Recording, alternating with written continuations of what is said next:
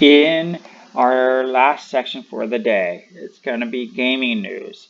The two articles I want to cover are digital video game spending hits record high during the lockdown, and Joy City Mobile Games makes 142 million US in the first quarter of 2020, and 4 million of that was on a game called Less Mobile that's only been out for 24 days. Stay with me and let's get into this. For our first article, digital video game spending hits a record high under virus lockdown.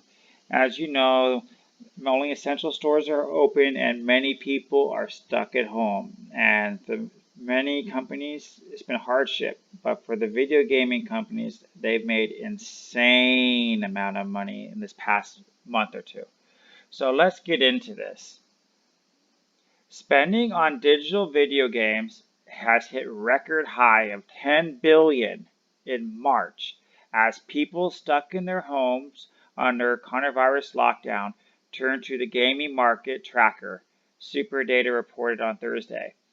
Money spent on major console games leapt from 1.5 billion in March from 883 million in February, while spending on games played on a higher performance personal computers climbed 56% from 567 million to the same comparison. Console and PC games tend to be popular in Europe and North America, where restrictions on gaming going out were ramped up in March due to the pandemic. Individuals are turning to games as a reliable entertainment option during the COVID-19 crisis, and they are using online multiplayer to keep in touch with others, well, except for China, because China, as of yesterday or this week, they banned online gaming talking. Overall, revenue from digital video games was the month went up 11% year on year, according to the industry tracker. Nintendo sold 5 million copies of its family-friendly Animal Crossing New Horizons in last March, setting sales records for the most units of a digital console game sold in a single month.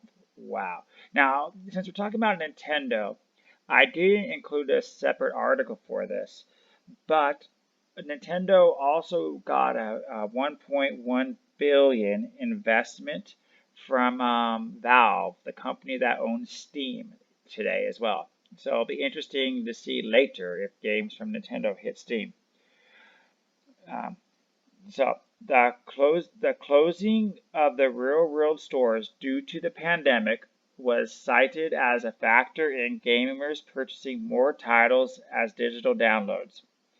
Spending rose 15% on mobile games, a lot of them played on smartphones, reaching 5.7 billion in March, SuperData reported.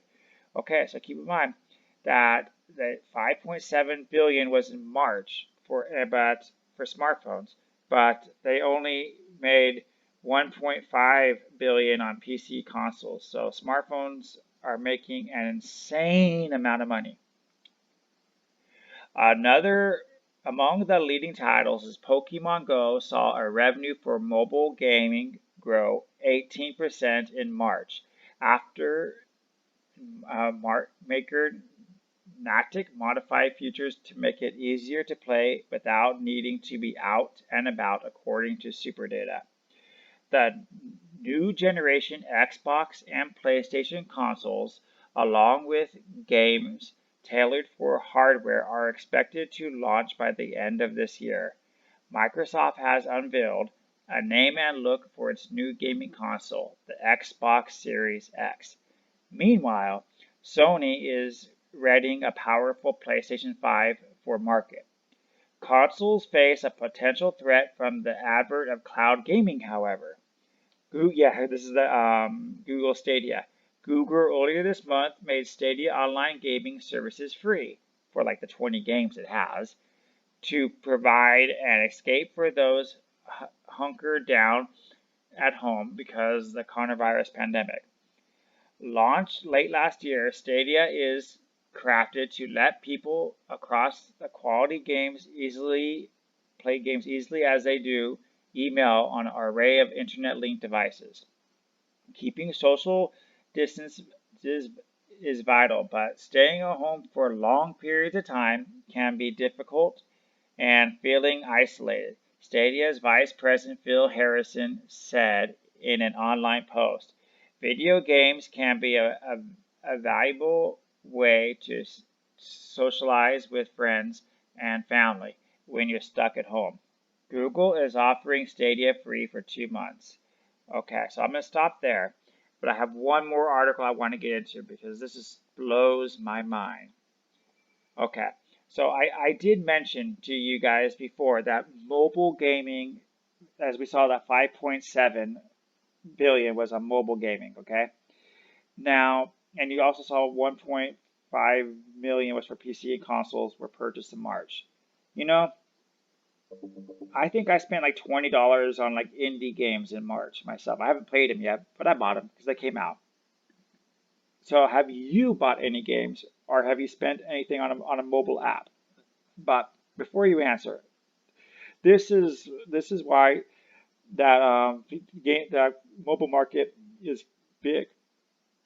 Now, Joy made this game called Bless Mobile, and I'll put a link later about it.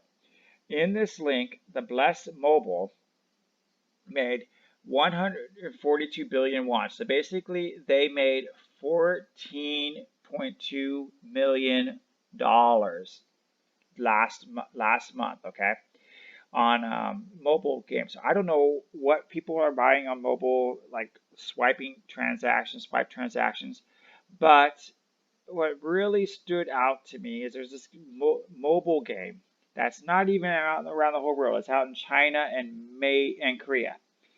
Now, the thing is, they had this game that came out March 31st.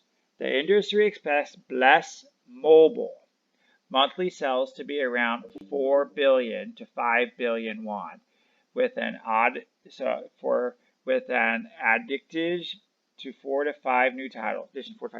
So 5 billion won is 5 million US dollars. This game and it's basically just swiping microtransactions. Boom, boom, boom, boom. The IP itself, it launched in its home country on PC for $60 million. They took. It failed. They sent it off to Russia. Russia publisher RU Mail, they threw it back. They said this is trash. They launched it on Steam, and it didn't even last 1 year. They didn't fix anything. And the thing is, the player base said, "Oh my gosh, the Bless IP is trash. It is tarnished. No one will touch anything with it." But here you go. In less than 30 days, they made $5 million off of a mobile.